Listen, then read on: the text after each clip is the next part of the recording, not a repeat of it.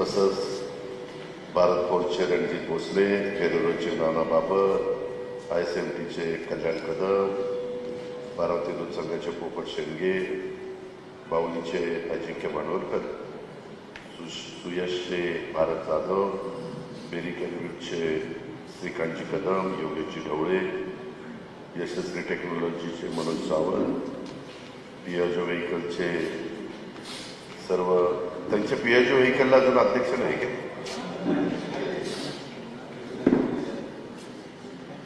Textile पार्कचे Anil वाघ आणि या सगळ्या ज्या काही युनियन आहेत त्या सगळ्यांचे अध्यक्षांच्या बरोबर आलेले त्यांचे सर्व सहकारी, बारामती तालुका कामगार कृती समितीचे सर्व सन्माननीय पदाधिकारी, बंधू भगिनींना, माझ्या मित्रांनो, तसं बघितलं तर पहिल्यांदाच आपण ही तुमचा लोकप्रतिनिधी या ठिकाणी वेगवेगळ्या वेळेस तुम्ही भेटायला येतात, सगळं काही होतं, परंतु आज एक वेगळ्या परिस्थितीमध्ये आपण सगळेजण एकत्र आलेलो. मी आपल्या सगळ्यांचं स्वागत करत असताना मी एवढंच आपल्याला सगळ्यांना सांगतो की निश्चितपणे कामगारांचे काही प्रश्न आहेत. आत्ता देखील मला कायम कामगार वेतनाबद्दलचा एक बारामती दूध संघाने पत्र दिलेलं आहे. खरं तर आज उद्याच आचारसंहिता लागणार आहे, ती संपल्यानंतर मी त्याच्यामध्ये लक्ष घालीन. मला साधारण आचारसंहिता संपल्यानंतर जे अध्यक्ष आहेत पोपटराव शेडगे आणि कामगार संचालक संतोष सावंत यांनी त्या ठिकाणी भेटावं.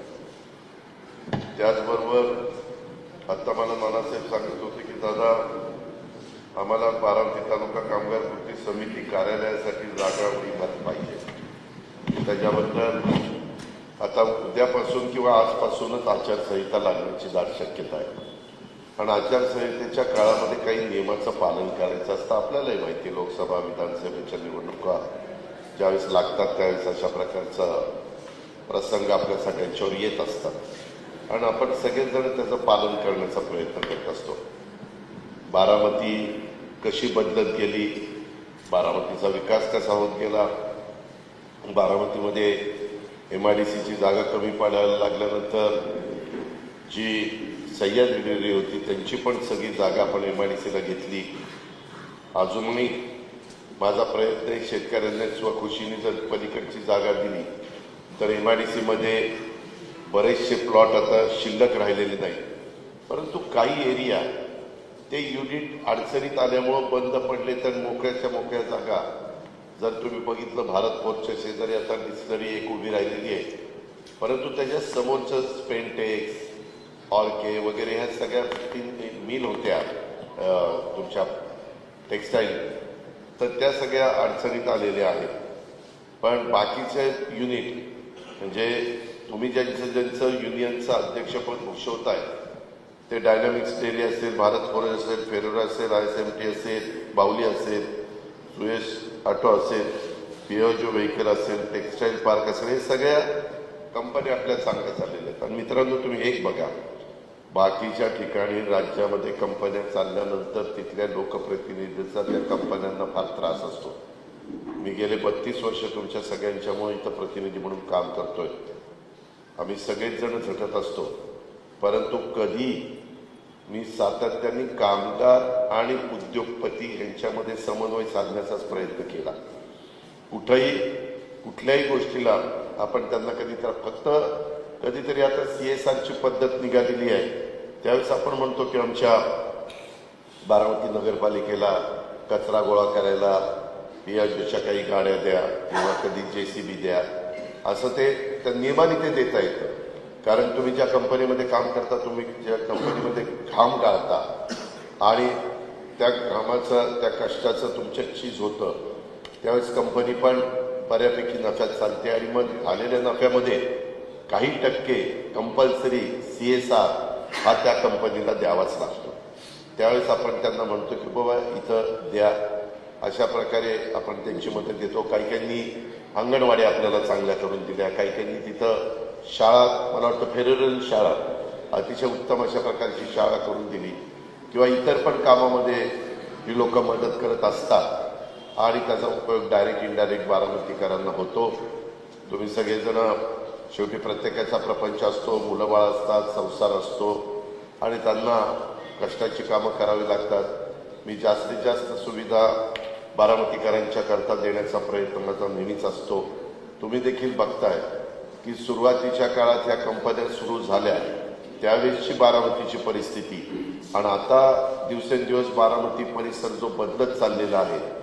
सुदैवाने तुमच्यामुळं मला अर्थमंत्री म्हणून कामं करण्याची संधी मिळते आणि मग अर्थमंत्री म्हणून मी राज्याला पण द्यायचा प्रयत्न करत असतो. त्यावेळेस आपल्याही तालुक्याला देण्याचा प्रयत्न करत असतो आणि त्याच्यातनं बारकाईनं म्हणजे आज तुम्हाला माहितीच आहे माझी सकाळी सुरुवातच 6ला होते.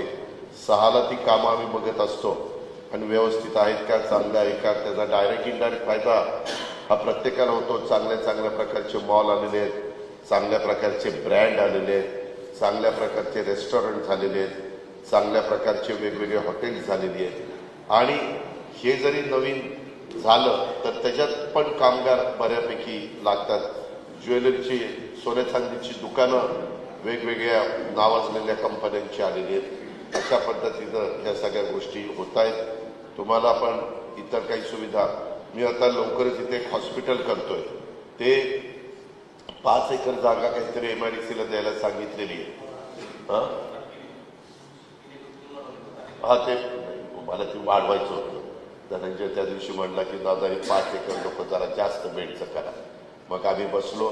मग ते म्हणाले की मग मी उदय सामंत आपले उद्योगमंत्री त्यांना विनंती केली की 8 एकर दिली तर आम्हाला दुप्पट करता येईल, म्हणजे कॅपॅसिटी आपली बेडची वाढवता येईल. अशा प्रकारे आपण ह्या सगळ्या गोष्टी करतोय. अजून पण काही मला इथं सांगितलं की जागा द्या, त्याच्याहीबद्दल मी संबंधितांना बोलीन. कारण उद्यापासून आचारसंहिता सुरू होणार आहे. पण माझा असा नाही, मी शब्दाचा पक्का आहे. तर उद्याच्याला निवडणुकीच्या निमित्तानं दादा सांगतात हे करू ते करू, परंतु त्याचं मी कधीच वागलेलो नाही आहे. आपण नेहमी मला साथ दिली, वडीलधाऱ्यांनी आशीर्वाद दिले आणि त्याच्यावर मलाही कामाचा हुरूप आला आणि मी काम करत राहिलो. पुढंही मी काम करत राहणार आहे. परंतु माझी तुम्हाला सगळ्यांना विनंती आहे की नजीकच्या काळामध्ये लोकसभेच्या निवडणुका ह्या जाहीर होणार आहेत आणि त्याच्यामध्ये आम्ही आता महायुतीच्या सरकारमध्ये काम करतोय. कामगारांच्या करता खूप वेगवेगळ्या प्रकारच्या योजना आहेत. कामगार मंत्री आमचे सुरेश खाडे आहेत. आपण कुठेही जास्त करून संप होऊन देत नाही कुठल्या युनिटमध्ये. तुम्ही पण ऐकता, थोडंफार पुढं मागं होतं, परंतु आपण बाकीचे बरेच उद्योग हे संपामुळं मग कुठं कामगारांनी टोकाची भूमिका घेतली म्हणून असेल किंवा उद्योगपतींनी टोकाची भूमिका घेतली म्हणून असेल, पण आपण तसं कधीच वेळ आपल्या बारामतीवर येऊन दिली नाही. जास्तीत जास्त सकारात्मक असा मार्ग निघे. जर कंपनीला फायदा चांगला होत असेल तर कामगारांना पण त्याच्यातनं मोबदला मिळाला पाहिजे. आणि कंपनी जर अडचणीत आली असेल तर कधी कधी आपल्या कामगारांनी पण थोडंसं समजून घेण्याचं काम आजपर्यंत केलेलं आहे. मधलं उदाहरण द्यायचं म्हटलं तर करोनाच्या काळातलंच तुम्हाला नानासाहेब उदाहरण देता येईल. त्यावेळेस आपल्याला खूप अडचणीला सामोरं जावं लागलं. युनिट बंद पडली, 3 शिफ्टमध्ये 1 शिफ्टवर आलं, काही तर कायमची बंद पडली, अशा गोष्टी आल्या.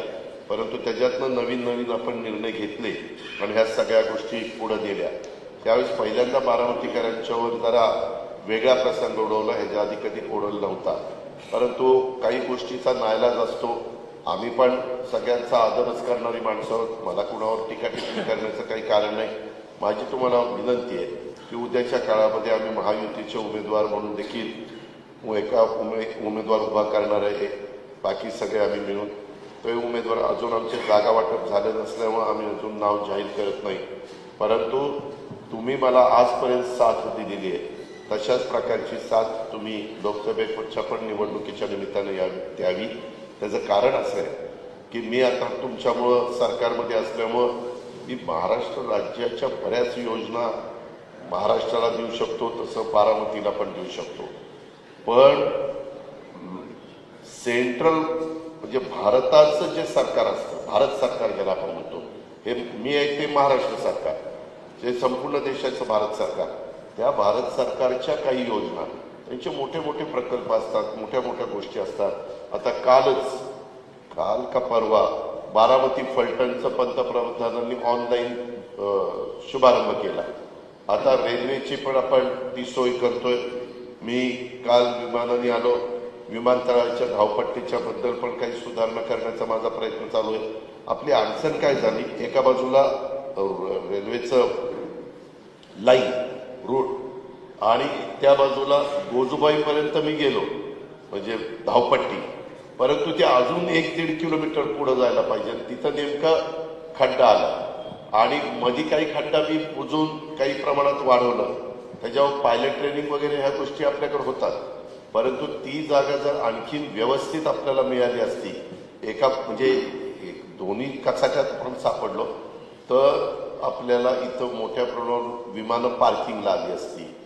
आज मुंबईमध्ये विमानाला पार्किंगला जागा नाही. बऱ्याच उद्योगपती त्यांची विमानं तिथं उतरवतात आणि मग शेजारच्या कुठल्या तरी राज्यामध्ये पार्किंगला त्यांची विमानं जातात. किंवा पुण्याचं विमानतळ हे संरक्षण मंत्रालयाचं आहे. विमानाची सोय झाली तर मोठे मोठे उद्योगपती, त्यांचं कसं असतं, सकाळी विमान केलं, गेले, त्यांची कामं केली, संध्याकाळी. आता भारत फोर्सचे हेलिकॉप्टरनीच येत असतात, तिथे हेलिपॅड आहे आणि ते येऊन अमित कल्याणी असतील किंवा बाबासाहेब कल्याणी असतील, हे सगळे तशा पद्धतीनं काम करत असतात. पूर्वी डायनामिक्स पण गोयंकाचे ज्यावेळेस शेअर जास्त होते त्यावेळेस ते पण बऱ्याचदा हेलिकॉप्टरने यायचे जायचे. सोय चांगली झाली पाहिजे. मी तुमच्या बारामतीला आपल्या रस्त्याची सोय खूप चांगली केलेली. तुम्ही जर बघितलं तर आता पालखी मार्ग, भिगवण रोड पण कॉन्क्रीटचा, आतले पण रस्ते मी सतत, आता एक रस्ता घेतलाय डायनामिक्स पासून भारत फोर्सचा तो चौक आहे तिथपर्यंत. अशा काही सुधारणा करण्याचा माझा प्रयत्न आहे. काही छोटे युनिट पण आपले चांगले चाललेले आहेत. शेवटी हे कष्टाचं काम आहे. तुम्ही जसं कष्ट घेता तसे तुम्ही ज्या कंपनीत काम करता त्या उद्योगपतीने पण कष्ट घेतले तर त्याचा जास्त रिझल्ट चांगले मिळू शकतात. आणि ह्या सगळ्या गोष्टी आपल्याला करायच्या म्हटलं तर मी मगाशी सांगत होतो की केंद्रामध्ये पण आपल्या विचाराचा खासदार जर गेला तर मी उद्या, माझे सुदैवाने बारामतीकरांनो, माझे मोदी साहेबांशी संबंध चांगले आहेत, माझे अमित भाईंशी संबंध चांगले आहेत आमच्या. आणि उद्याच्याला आम्ही त्यांना सांगितलं की बाबा या पद्धतीनं आता आपल्याला काही गोष्टी करायच्या, तर त्यांच्या एका शब्दाखातर बारामती, इंदापूर, दौंड, पुरंदर, आपला भोरवेला, मुळशी, या सगळ्या भागामध्ये डेव्हलपमेंट भारत सरकारच्या मदतीनं अधिक चांगल्या पद्धतीनं मिळू शकते. आणि म्हणून माझा प्रयत्न आहे की इकडं माझ्या पाठपुराव्याने महाराष्ट्र सरकार आणि तिकडच्या पाठपुराव्याने भारत सरकार, या दोन्हीची जोड ह्या लोकसभा मतदारसंघाला मिळाली तर आणखी आपला कायापालट होण्याच्या करता, आपल्या इथं विकास होण्याच्या करता, आपल्या इथं अधिक वेगवेगळ्या प्रकारची इंडस्ट्री येण्याच्या करता. कारण मी पण विचार करतोय की काहींनी जागा, जशी आपली एमआयडीसी तशा त्यांच्या ताब्यात जागा आहेत, परंतु ते आजारी पडले, काही जण लिक्विडेशनमध्ये गेले, काही जणांनी पार त्यांचं सगळं बाळबस्तान बांधून ते निघून गेले. पण त्या जागा काही वर्षाच्या नंतर दुसऱ्याही कुठल्या तरी उद्योगपतीला दिले पाहिजे. आता बरेच उद्योगपती म्हणतात की दादा आम्हाला जागा त्या ठिकाणी द्या, पण तर जागा नुसत्या पडल्यात आणि एमआयडीसी सांगते नाही आता आमच्याकडे जागा शिल्लक नाही. आता पलीकडे पुन्हा ती जागा शिल्लक आहे, तिथं आपण एक मी स्टेडियम करतोय चांगलं. बारामतीत काय झालं, बारामतीला स्टेडियमला जागाच नाही. तर आधी स्टेडियम मी करत होतो, तो फ्लायओव्हर आलाय ना ते पालखी मार्गाचा, तर तिथं पण फ्लायओव्हर गेल्यामुळं त्या जागेचे झाले 2 तुकडे, इकडं निम्मन इकडं निम्मन. आता पलीकड मात्र 20 एकर जागेला एक मी रिझर्वेशन केले. माझं इंडस्ट्री डिपार्टमेंटच्या सीईओ आणि ह्यांच्याशी पण बोलणं झालं. कारण उद्याच्याला तुम्ही कष्ट घेत असताना तुम्हाला पण ज्याला खेळाची आवड असेल, ज्याला प्रॅक्टिस करायची असेल, तुमच्या मुलांना काही त्या कशामध्ये ते तरपेच असतील, तर तिथे एक चांगल्या पद्धतीनं क्रीडा संकुलन करण्याचा माझा मानस आहे. ती 20 एकर जागा मी तिथं रिझर्व करून ठेवलेली आहे. हे पण मला तुम्हाला सांगायचं आहे. आता बाकीच्या पण ज्या काही गोष्टी आहेत तुम्ही लक्षात आणून दिलं की हॉस्पिटलचं पण आता काम आपण सुरू करतोय. इतरही बाबतीमध्ये कामगारांच्या संदर्भातली वेगवेगळी धोरणं आम्ही राबवण्याचा प्रयत्न करतोय. आणि कधी कधी असं सांगितलं जातं की बाबा हे कामगार विरोधी आहे, हे सरकार असं आहे तसं आहे. असं अजिबात नाही. कामगार मित्रांनो, लीडरचे जे लीडर आहेत युनियनचे अध्यक्ष पदाधिकारी याचं सगळ्यांना मला सांगायचं आहे, कुठलंही सरकार असलं तर हे सगळ्यांना बरोबर घेऊन जावं लागतं. आत्ता मला आशा वर्कर्स भेटल्या, त्यांची खूप दिवसाची मागणी होती, त्यांना आपण काही मानधन वाढवलं. पोलीस पाटलांची बरेच दिवसाची मागणी होती, त्यांना आम्ही काल मानधन वाढवलं. त्याच्यामध्ये आमच्या अंगणवाडीच्या भगिनींची काही मागणी होती, त्यांना त्या ठिकाणी आम्ही मदत केली. आमच्या आशा वर्कर्सच्या वर काहीतरी काय होतं प्रवर्तन, त्या प्रत्येक तालुक्याला 2-2 असतात, त्यांचं काम राहून गेलं होतं, त्याच्याबद्दलच्या सूचना आत्ता दिल्या की बाबा तेही आपल्याला करायचं आहे. त्या पद्धतीनं आपण माझ्या डोक्यात आहे. म्हणजे मी तुम्हाला सांगतो, परवा काय झालं, पंतप्रधानांच्या बरोबर आम्ही सोलापूरला एक चांगला कार्यक्रम घेतला, 30,000 गंग वाटपाचा चाव्या देण्याचा कार्यक्रम. पण आज पण मी करणार आहे, आम्हाला जरा उशीर झाला, पण तिथं कारण प्रत्येकाचं स्वप्न असतं आपलं प्रपंच. तुमच्या मुलांना मुलींना दर्जेदार शिक्षण मिळण्याच्या करता सगळ्या प्रकारची सोय आपण केलेली आहे. मेडिकल कॉलेजला 1000 कोटी रुपये खर्च येतो म्हणून शासनाच्या वतीनं आपण मेडिकल कॉलेज काढलेलं आहे. आयुर्वेदिक कॉलेजचं काम आहे, तिथं 250-300 कोटीचं काम होईल, पण तो सगळा कॅम्पस पूर्ण व्हायला तिथं 500 कोटी रुपये लागणार आहेत.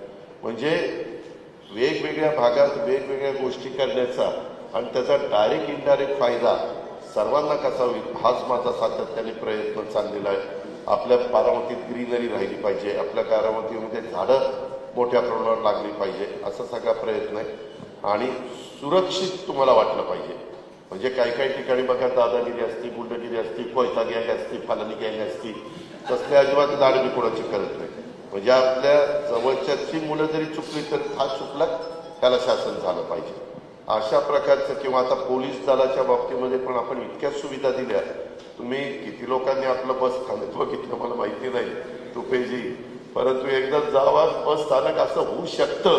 म्हणजे त्या दिवशी CM आणि DCM पण मला म्हणजे हे असं झालं तिथं, हे असं कारण आम्हाला ते त्यांना वेळ नव्हता. कारण त्या दिवशी छत्रपती संभाजी महाराजांच्या पण स्मारकाचं भूमिपूजन होतं, क्रांतीवीर लवजी वस्ताद साळवींचं पण होतं, त्याच्यावर त्यांना ते नीट बघता आलं नाही. पण खूप करताना मी त्याच्यात इतका भाग घेऊन ते चांगलं करतो. आता हा हॉल ज्यावेळेस मी सहयोगचा बांधला त्यावेळेस नंतर जरा तो मला अजून सुधारणा करावीशी वाटली. आता चांगला हॉल आपल्याला झालेला आहे. अशा बऱ्याच गोष्टी आपण करतोय. तुम्ही आजपर्यंत साथ देत आलेला आहे, तशीच साथ उद्याच्याही लोकसभेच्या निवडणुकीला मी उभ्या करणाऱ्या उमेदवाराला द्या. माझं चिन्ह घड्याळच आहे. तुम्हाला अनेक वर्षापासून घड्याळाची सवय, 25 वर्ष तुम्ही घड्याळ साथ देत आलेला आहे, हे मी स्वतः अनुभवलेलं आहे. म्हणजे मला इतकं अभिमान वाटतो त्या विधान भवनात जाताना की सगळ्यात जास्त मताधिक्याने निवडून आलेला आमदार म्हणून मी तिथं प्रवेश करत असतो. त्यावेळेस सगळी बारामती समोरच्या या पद्धतीनं आपण एक परिवार म्हणून एकमेकाला आधार देतो. मित्रांनो, इतर पण आता नानासाहेबांनी काही गोष्टी सांगितल्या त्याच्यात पण मी लक्ष घालीन. आज आपल्या शब्दाला किंमत आहे, त्याच्यामुळं अनेक गोष्टी आपल्याला करता येतील. मी मगाशी सांगितलं 30,000 घरापैकी 15,000 घराचं परवा चाव्या वाटप झालं सोलापूरला, अजून 15,000चं काम चाललेलं आहे. आपण थोडासा एखादा असा प्लॉट बघू किंवा तिथं अशा प्रकारच्या वसती मी प्रांताला पण सांगेन की आज असं इथं संपल्यानंतर कुठं गायरान वगैरे असेल तर त्याच्यामध्ये एक चांगल्या पद्धतीनं वसाहत, कामगार वसाहत म्हणून त्याच्यामध्ये आपल्याला करता येईल. आणि या प्रकारे आता त्याला केंद्र सरकार मदत करतं, त्याला राज्य सरकार मदत करतं, त्याला तुमच्या कंपन्या जर चांगल्या असल्या तर कमी व्याजाने ते पण तुम्हाला कर्ज उपलब्ध करून देतात. त्याला हप्ते 20-20 वर्षाचे असतात, त्याला व्याजाचा दर 7-8% असतो. अशा नाही CSR वेगळं, CSR म्हणतो एवढी घरं बांधायचं, पण ह्या सगळ्या गोष्टी असतात. आणि त्याच्यात काही जर कमी पडलं तर ते नगरपालिकेच्या हद्दीत असेल तर नगरपालिकेकडनं ड्रेनेज, रस्ते, लाईट, पाणी ह्या सगळ्या गोष्टी आपण करत असतो. अशा पद्धतीनं करू. माझी तुम्हाला विनंती आहे की जशी निवडणूक जवळ येईल तसं कदाचित तुमच्यावर वेगवेगळ्या प्रकारे दबाव पण येण्याची शक्यता नाकारता येत नाही. मी इतके वर्ष राजकारण केलेलं, मी कधी कुणावर दबाव आणलेला नाही. मी जरा स्वभावाने कडक आहे, लोक दादा विचार करून येतात आज कसा मूड आहे बाबाचा कोणाला माहिती. आणि पण तो कडकपणा मी बारामतीच्या सर्वांगीण विकासाच्या करता वापरतो.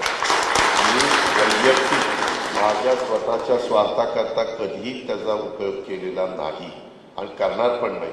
आणि ह्या पद्धतीनं मी परवा पण सांगितलं ते रोजगार महारोजगार मेळावा जो आपण घेतला त्यामध्ये देखील बऱ्याच कंपन्या पुढे आल्या, बऱ्याच मुलांना त्याच्यातनं रोजगार मिळाला. मला बीव्हीजी पण भेटले होते कुंदन गायकवाड. तो म्हणला दादा मी पण त्याची पण कंपनी हाऊस बिल्डिंग आणि वेगवेगळ्या गोष्टी आहेत. ते म्हणले दादा मी पण तिथं तुमच्यातली मुलं मुली जास्त घेतो. माझ्या परीनं माझ्या सगळ्या असणाऱ्या आजपर्यंतच्या ओळखीचा जो काही फायदा मला करून देता येईल तो करण्याच्या करता मी कुठं कमी पडणार नाही. आणि त्याच्यामध्ये माझ्या जोडीला खासदार पण त्या ठिकाणी आपल्या विचाराचा असला तर रेल्वेची कामं बाकीची म्हणजे केंद्र सरकारच्या अखत्यारीतली कामं हे पण आपल्याला चांगल्या पद्धतीने त्या ठिकाणी करता येतील. हे मी कुठंतरी तुम्हाला स्वप्न दाखवतो असं नानासाहेब अजिबात समजू नका. या पद्धतीनं आपण पुढं जाऊया. अजून खूप काही गोष्टी आपल्याला सगळ्यांना करायच्या आणि त्या करण्याच्या करता मी आणि माझी सगळी टीम हे सगळे माझे राष्ट्रवादीचे पदाधिकारी सगळे सहकारी आणि माझ्या अधिकाऱ्यांचे पण संबंध चांगले आहेत. मी अधिकाऱ्यांना एखादं काम सांगितलं तर सहसा अधिकारी काम होण्यासारखं असेल तर नाही म्हणू शकत नाही. अगदीच नियमातच बसत नसेल तर त्याला माझाही नाही लागेल. या प्रकारे आपण पुढं जाण्याचं काम त्या ठिकाणी करू. आणि तुमचं जे काही इथनं पुढं पण नानासाहेबांनी आणि त्यांच्या सगळ्या सहकार्यांनी वेगवेगळ्या कामाच्या बद्दल जसं मध्ये मला धनंजयनी सांगितलं, मध्ये सूर्यवंशी पण मला म्हणले की दादा तुम्हाला येता येत नाही तर उदय सामंतांना पाठवा. मध्ये मला वाटतं उदय येऊन गेला, त्याच्यामध्ये पण त्यांनी पॉझिटिव्ह तुम्हाला सगळं सांगितलेलं आहे. तशा प्रकारे मी पण तुम्हाला मदत करत राहील. आणि वेळ पडली तर पुढं काही कामगार मंत्री, कामगार आयुक्त, कामगार सचिव आणि मी आणि तुमच्या युनियनचे काही प्रमुख असे काही प्रश्न असतात. प्रश्न एक सोडवला तरी दुसरा नंतर निर्माण होतो, तिसरा निर्माण होतो. अशा पद्धतीने आपण सोडू. फक्त माझी पुन्हा मी काही साधू संत नाही आहे. मी ताकाला जायचं आणि गाडव्या लपवायचं असा माझा काही स्वभाव नाही. माझाही तुमच्याकडे स्वार्थ आहे. ती म्हणजे लोकसभेच्या निवडणुकीला न डगमगता तुम्ही सगळ्यांनी जसं विधानसभेला माझ्या पाठीशी उभं राहता त्यावेळेस लोकसभेला पण पाठीशी उभं राहा. मी तुम्हाला पुन्हा सांगतो बारामतीचा विकास माझ्याशिवाय कोणीही करू शकत नाही. काही म्हणा, प्रत्येकाचा काळ असतो. आता तुके समोर बसले त्यांचा उमेदीचा काळ आणि नंतरचा काळ फरकच पडतो. त्यावेळेस वेगवेगळ्या लोकांना संधी त्या ठिकाणी मिळाली पाहिजे. त्या प्रकारे तुम्ही मला साथ द्या आणि त्याच्यातून आपल्या परिसराचं आपल्या एकंदरीत लोकसभा मतदारसंघाचं त्याच्यातनं महाराष्ट्राचं पण कसं म्हणजे माझं स्वप्न कसं भलं होईल त्याबद्दलचा प्रयत्न आपण करू. आणि माझा तर प्रयत्न आहे की आपला तालुका नंबर 1चा राहायला पाहिजे, पण त्याचबरोबर बारामती लोकसभा मतदारसंघ देखील हा पुढं राहायला पाहिजे. पाणी बिणी खूप काही प्रश्न असतात, त्याच्यातनं सतत मार्ग काढायचा माझा प्रयत्न असतो. आणि या पद्धतीनं आपण पुढं जाऊया. हीच सूचना, हीच विनंती, हीच अपेक्षा मी नानासाहेब आणि त्यांच्या सगळ्या वेगवेगळ्या युनियन आहेत त्या युनियनच्या अध्यक्षांना, त्यांच्या सहकाऱ्यांना, त्यांच्या पदाधिकाऱ्यांना, या